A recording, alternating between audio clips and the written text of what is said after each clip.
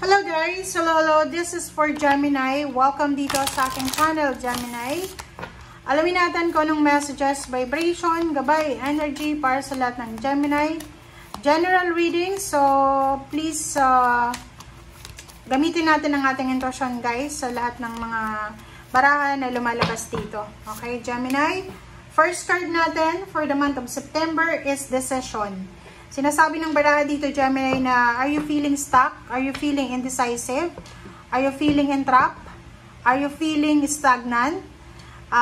Makinig ka daw sa sinasabi ng iyong intuition and gumawa ka ng desisyon para makaalis ka dyan sa stagnation na yan or para sa kung ano man yan na kailangan mo ng pagbabago.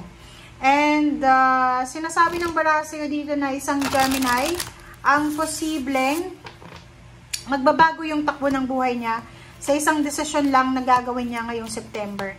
So, maybe may gagawin ka this September na posibleng yan yung magiging stepping stone para sa tagumpay mo or pwedeng yan yung parang magiging conclusion para sa achievements mo. Okay. And next card natin is Launching Your Journey. Sa mga Gemini dito na maybe seaman ka, OFW, asa kang driver, piloto, ano ba, mahilig kang mag-travel, sinasabi ng baraha sa'yo na, yun na nga, sabi ko sa'yo, ngayong September, etong gagawin mo na to, isang desisyon, isang sitwasyon, isang pagkakataon, ngayong September, ang gagawin mo, na siya yung magiging stepping stone mo, papunta doon sa, you're launching your journey, kumbaga, launching your business, launching your identity, parang ito yung pagsisimula ng journey mo sa buhay. Pwedeng ano to, September is simula ng pagiging married life mo, or pagiging single, or pagiging successful, pagiging boss, pagiging employee, pagiging unemployed. So kumbaga, ano man itong mga sisimulan mo ngayong September, siya yung talagang magtutuloy-tuloy siya hanggang sa kung saan pa man. Okay?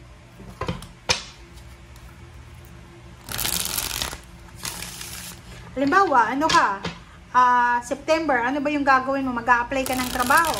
So, kung makakapasa ka, dyan sa ina-applyan mo, sinasabi ng barahan na yan yung magdadala sa'yo ng success and prosperity and recognition.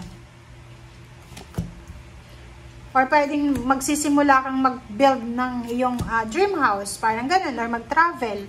So, marami kang sisimulan ngayon na September na tuloy-tuloy siya papunta doon sa success mo. And the Chariot natin, reverse siya. Sinasabi ng baraha sa'yo dito na yun na nga, since magsisimula ka pa lang, so kung yung iba na magsisimula, sinasabi ng baraha sa inyo dito na kailangan yung wag maging aggressive. Okay? Dahan-dahan lang. Be patient. Be strong. Be courageous. Pero iwasan natin yung maging aggressive. Iwasan natin yung maging impulsive. Okay? Kasi pag naging aggressive tayo, mawawala na naman yung plano mo kasi aggressive ka na. Okay, Knight of Cups, Six of Swords, and the World card, King of Swords, Knight of Wands. So, etong Knight of Cups, Six of Swords, and the World card, resonated siya dito. Na sinasabi sa'yo na there's a good news, there's an incoming offer, international offer siya. So, posibleng makatanggap ka ng love offer. So, kung babae ka, o babae ka man or lalaki, o LGBT ka, possible kang makatanggap ng love offer from other countries or around the world, 'di ba? Normally, yung mga Gemini talaga, mga gwapong maganda, matalino, magaling dumiskarte. So, possible na, like saan mo lang, like sa Facebook account mo, nag-comment ka sa isang thread na message, tapos may nakakita ng profile mo, pwedeng may mag-PM sa'yo. So, yun. Pwedeng kung babae ka, may mag-PM sa'yo na lalaki na nasa ibang bansa or ibang lahi. Mag-PM siya sa'yo na invitation. Parang, hello, pwede tayo maging friends, ganyan, ganito. Hanggang sa etong friendship na to ay pwedeng mauwi siya sa pagkikita. Parang ganon. Ano na to eh? Advance na siya eh. Kasi parang sinasabi sa'yo, there's a love offer from other country na unexpected, na huwag tayong maglaro-laro ha.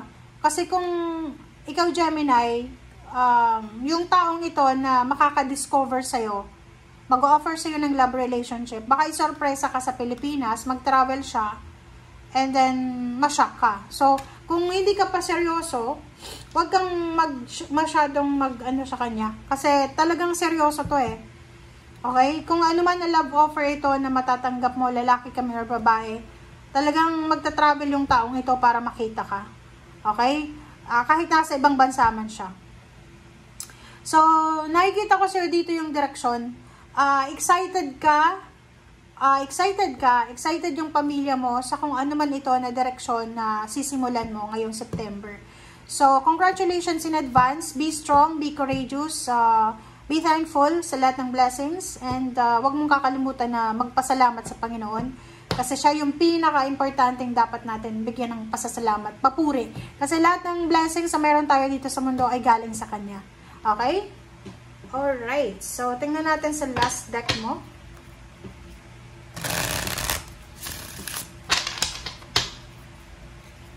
Congratulations sa inyo guys ha. Relationship man yan, or trabaho, negosyo, lalo na sa negosyo. Kung maglo-launch ka ng business ngayong September, possible na yan na yung maging hagdan papunta doon sa tagumpay mo. Alright, so, and sa ilalim mo dito ay Knight of Cups, oh. Dalawa yung Knight of Cups mo, oh.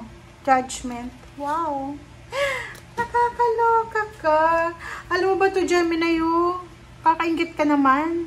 Tingnan mo siya. Etong Knight of Cups, possible talaga siya na manligaw sa'yo or magkagusto sa'yo. And you're lucky because ang taong ito na posibleng magkakagusto sa'yo ay marami siyang pera, mayaman, milyonaryo ata to eh. Kasi siya yung pwedeng makatulong sa'yo para matapos na yung problema mo sa pera. 'Di ba? Isang Knight of Cups ang posibleng papasok sa buhay mo. Isang decision mo lang ang gagawin. And siya yung makakatulong sa'yo para makaalis ka sa paghihirap. And makuha mo yung 10 of Pentacles. Okay, congratulations guys.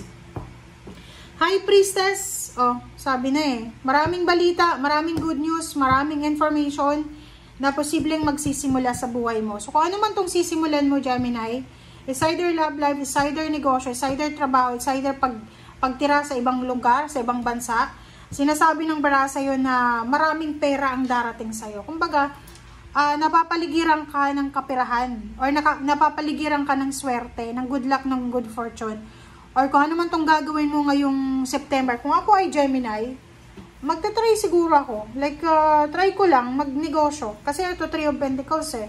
This is negosyo, this is partnership and collaboration. Maybe ito din is pagpapakasal ng isang Gemini sa isang mayaman na babae or mayaman na lalaki. Comment down below if you resonated kasi sinasabi ng bara sa'yo na eto na, uusad ka na, bubulasok na yung success sa buhay mo. Thank you guys. Bye!